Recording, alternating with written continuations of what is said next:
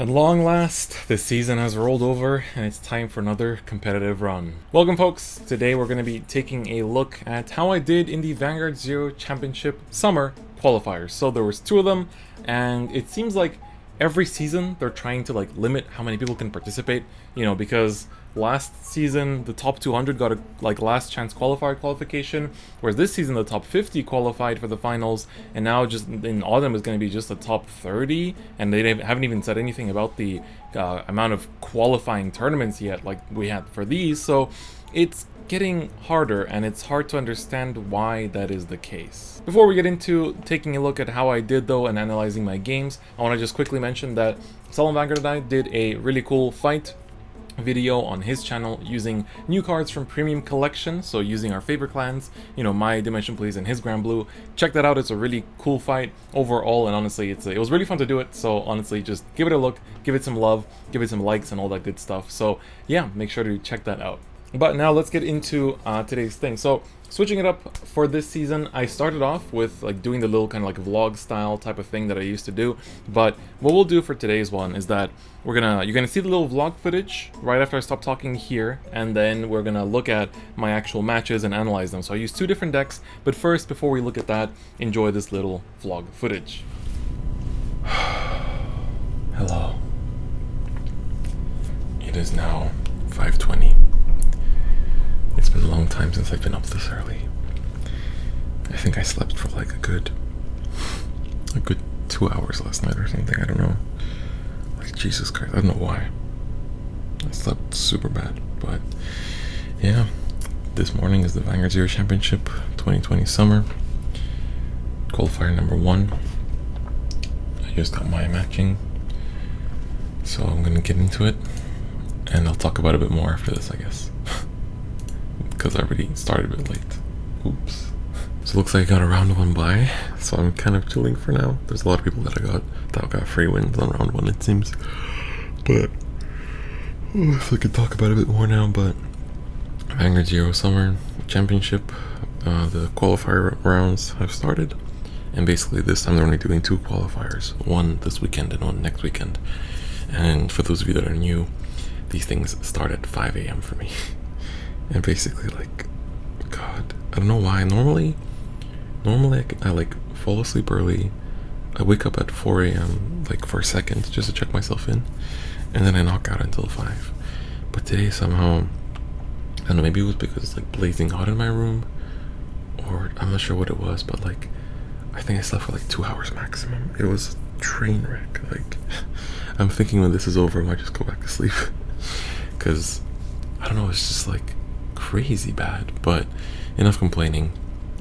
As much as I wish these took place a little bit later, because even for Japan, when you think about it, it starts at noon, so it's it starts on the dot at lunchtime for Japanese people, so they have to wait for their lunch later. So it's also why not start at 2 or something? Why not start at 2 or start in the morning, so you can get it done before lunch? But it is a Sunday, so I guess they want people to let people sleep. Well, Japanese people. But yeah, so I mean, it's alright. But yeah, so today I'm bringing Eradicators. That's the deck I decided on. I was debating between a bunch of things, and Eradicators was kind of what I was you know what, let's test something new, and hopefully it's gonna be fine.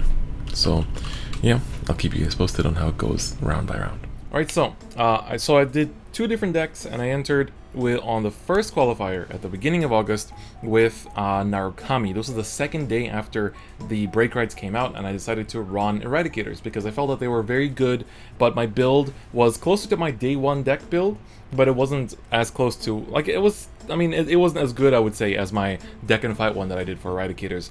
But so it's a pretty interesting thing. The deck build is literally, I think, the same as my day 1 decks one, but I want to take a look at, of course, the game actually, and see how we did there. Alright, so getting into it, we're playing against someone named Kai, and so this will be my kind of, I'm not actually playing, I'm actually looking at the game as we're talking about it. So we are doing a Narukami mirror match, and so I don't know if it's Eradicator at this time, or Vermilion, or Dungaree, because they were all very popular. So here I put all 3 Gauntlet Busters back because I'm like, well, I guess keeping my Break Ride is better because I can always draw into the Gauntlet Buster after shuffling. And I am going first, so I was like, okay, the game plan here could be to just, you know, ride up, start pushing with my grade 2s already, and then try to push them to like 4 or something so that when I Break Ride, I can always just like finish it with Descendant. But of course, you know, that's just like the early, like, you know, opening hand kind of game plan. We're gonna have to see if that actually works out or not. So I go first, and I basically just, you know, get into it. So unmute my opponent's emotes. I have them off by default, but, you know, for tournaments it's good to be a little bit, you know, polite and have them on. So here he goes into Demolition Dragon and just gonna swing for 1 damage here. And it looks like he runs the grade 2 that does counterblast 2 to draw if it hits. So that's pretty interesting there. So here I lose one of my intercept retires basically, and we draw into a Death Scythe. So back here I was already playing Death Scythe, I think not that many copies, but I write into one of my spare copies of the retired cards because I was like, well, I don't really need it. So here, instead of pushing, I think I'm still debating if I want to push, but I decided not to, and I'm just going to give him 1 damage. I'm not sure if this was the right play. Maybe if I was really committing to the Descendant playstyle, maybe I should have gone earlier here, but in hindsight you can also just make a point for, like, you know, riding up the Break Ride and then just whacking with like the 12k beater or something, or any grade 2 really. So that could also be a play, because if he gives, especially if he plays down another intercept and gives me the second counterblast, then I can actually get rid of that with my Death Scythe. So here he's gonna go for Zuitan. So here I didn't use my starter because I had a feeling that he would use his starter, and because I didn't ride the Zuitan myself, I was like, well, I don't get it refunded, so it's just a counterblast kind of wasted for me. But he's gonna be using his Linchu there to take out my Linchu, so that's kind of how these Narukami mirrors tend to go. So he gets his counter charge and soul charge, and then we're going back to my side. So here I get to ride the Break Ride, of course, and we're going to see what else I pair it up with. It's been already a week since I've seen this, so, you know, it's pretty interesting for myself as well. So riding the Vowing Sword. Back here the Naoki skin was still bugged, so it wasn't released, so I couldn't even play with the Naoki skin. Very unfortunate. Alright, so here, just checking, you know, my effects and stuff, that, you know, that I gained the 3k power on attack and it's not on boost. So it is a 14k attacker, so here I can basically go, okay, you know, 9k swing, put him up to 2, and then 14k swing and push him to 3. And he doesn't get defensive, so it looks like my pushing to 3 will work out unless he heals, which is of course pretty nice because he doesn't get to Break Ride yet, and at the same time I get closer to like swinging for lethal with my Descendant. So far I'd say my gameplay is for the most part pretty okay. I don't think I'll be making any like crucial mistakes, just kind of like decision trees in terms of when to actually go in for the aggro, and I chose to do it a bit later. Especially because I don't really have any like boosters until I drew that Demolition Dragon.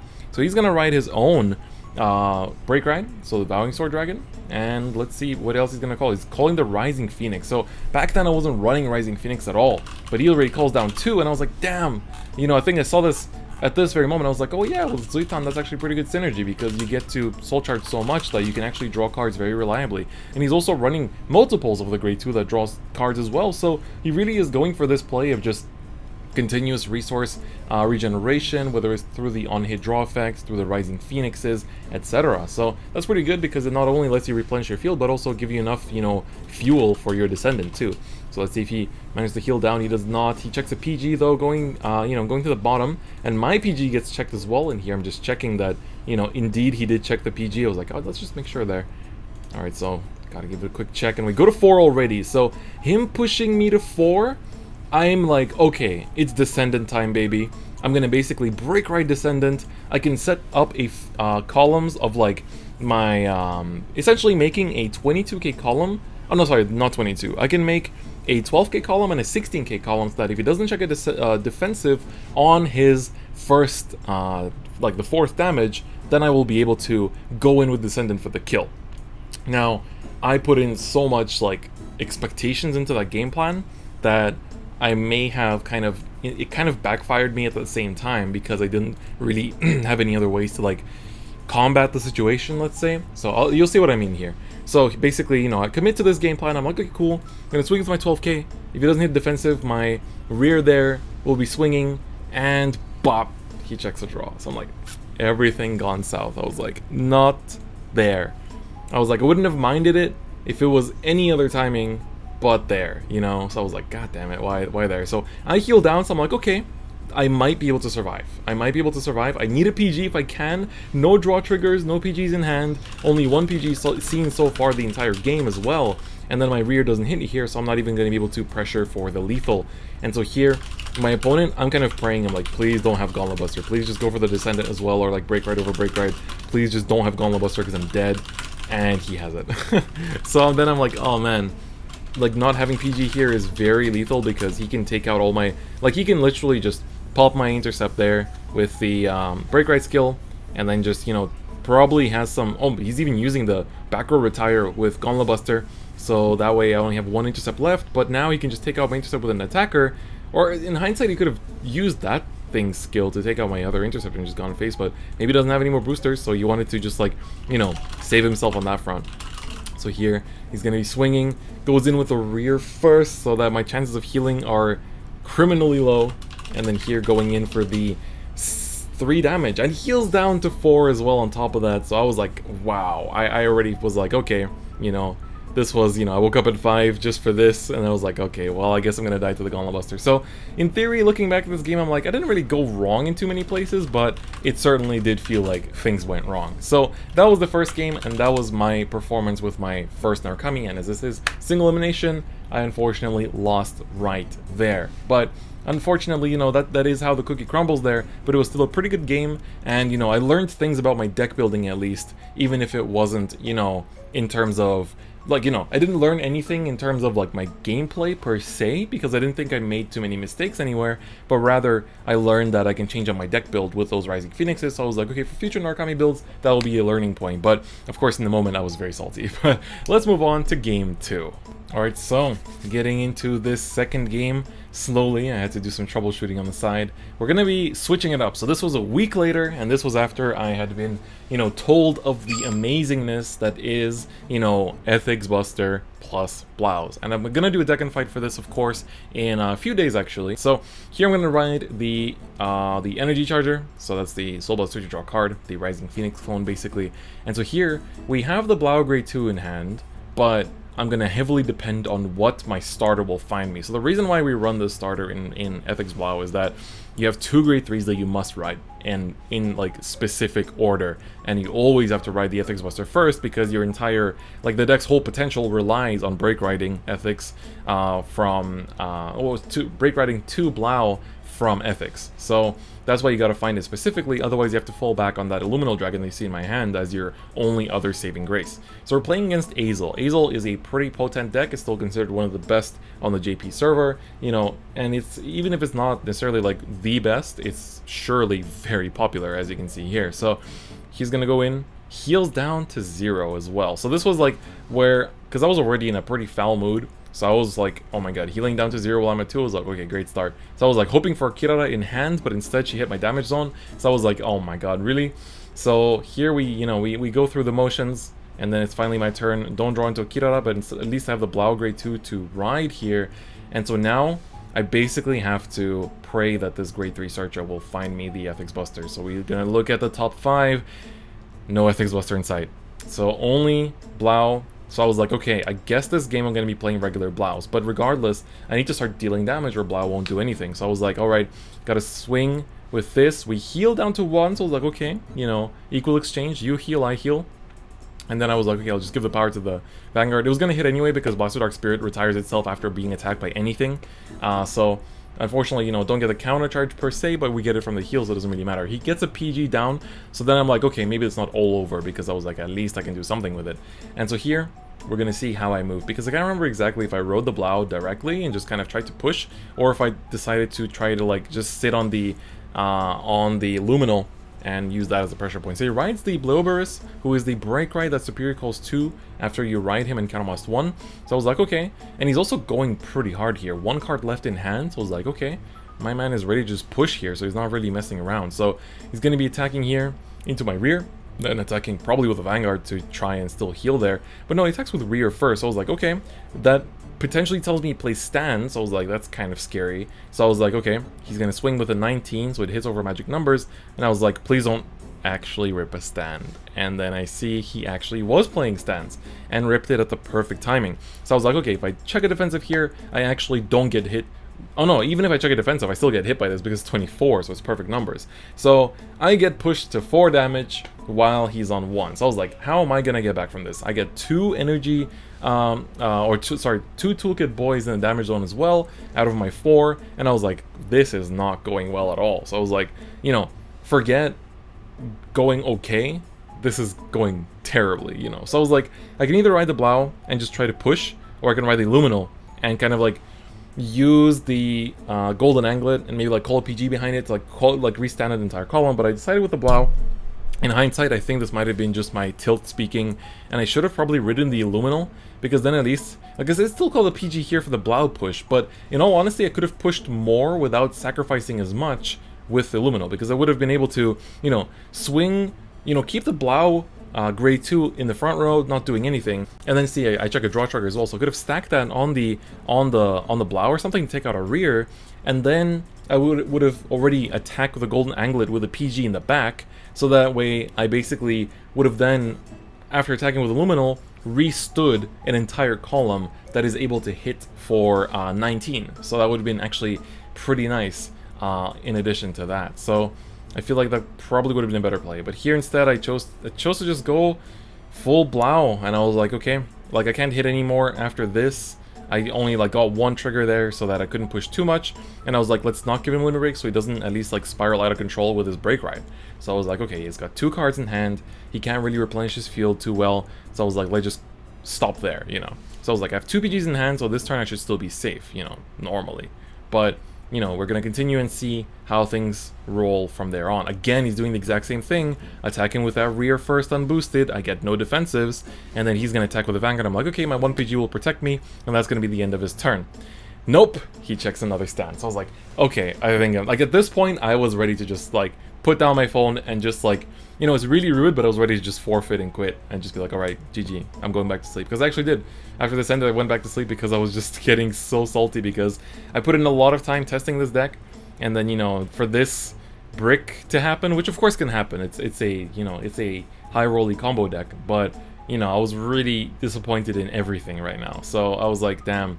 On top of that, looking at this hand right now, if I had stayed on Illuminal Dragon, it would have actually been pretty nice, because I could have just done 2 empty swings on the both rears and then restood them to take out his rears as well.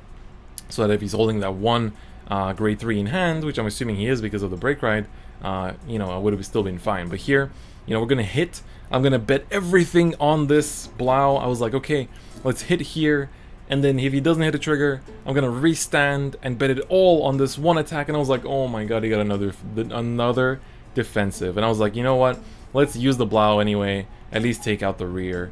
Pray that he doesn't have a grade 3 in hand. Pray that I can draw into like a PG or something. But I was like, I already knew at this point that there was no way I could survive. I knew there was no saving grace, that there was nothing that could possibly rescue me from this terrible situation. And I just kind of had to hold it. And, you know, I looked at my deck, I looked at my heals, looked at all the possible scenarios that could take place right now, and he had a grade 3 to break ride. So I was like, yeah, I'm pretty sure that's it. So at this moment, I was just kind of letting it play out. I was already thinking about going back to sleep. I was like, this is it. That's why I waited actually a good few days after recording this, because I was actually in such a bad mood after this that I didn't really want to play the game for 2 days. So I didn't, like, not only did I not want to play the game, I also didn't want to like talk about it. So you also notice I kind of took a break from uploading for a little bit, because this one tournament really kind of convinced me that I need to go back to playing casually for this game. But he also got the Pelennor over there as well from his superior call from the break ride, and of course no heals. But you know, that's how the cookie crumbles. I was in a very bad mood after this, but that was kind of my performance for the Vanguard Zero Championship Summer Qualifiers. So sadly, nothing too great to write home about, nothing too insane or exciting. You know, didn't even make it to round 2 of any of these, and it was very sad actually, because I had hopes for myself, especially in the second one. I felt like I was bringing some mad spice that Japanese players were ignoring, and I could, you know, kind of shake up the meta with it. But it's still a very like unfair deck when it pops off, and I'll make a DifferentFight about it as well, so that, you know, you guys can experiment with it on JP if you want to, or wait for it in global when it eventually comes out. And you know, but be warned, it is like both very rewarding to do well with it, but when it bricks, like, you actually feel like uninstalling. Like, I don't think I've ever felt that intense feeling of wanting to quit and just like take a break from any other deck than when this low roll. So keep that in mind. It is not the best thing for your mental health, let's put it that way. But yeah, on that note, that was basically my performance at the Vanguard Zero Championship Summer Qualifiers. Hope you guys enjoyed it. Unfortunately, no good news to report on, but hopefully next time, you know, autumn will be a new season. I might still try for the qualifiers, but, you know, as I didn't qualify, you can expect and, you know, wait for me to report on the actual finals through commentary. So most likely me and Kai from WCC will bring it back, just like we did with the last season's championship, and do another, you know, well, 2 live streams, because they're doing 2 separate days for the event this time around. So you can look forward to that, and we're probably going to be casting and commentating the entire thing, so that should be pretty damn hype. But on that note, that's going to be it for me today. Thank you so much for watching, and I'll see you guys next time. Bye-bye.